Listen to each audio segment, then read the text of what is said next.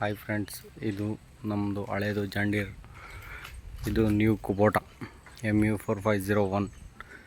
ನೋಡಿ, ಅದಕ್ಕೂ ಇದಕ್ಕೂ ಡಿಫ್ರೆನ್ಸ್ ಲೆಂತು ಮತ್ತು ಹೈಟು. ಇದು 4 ವೀಲೆ,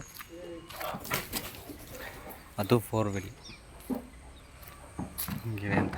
ಇದು 12 ಸೈಜು, 14 ಸೈಜ್, ಇಷ್ಟೇ ವ್ಯತ್ಯಾಸ. ನೋಡಿ, ಅದ್ರ ಟಾಪು ಫಾರಿನ್ ಟೈಪು, ಇದ್ರದ್ದು ಇಂಡಿಯನ್ ಟೈಪು.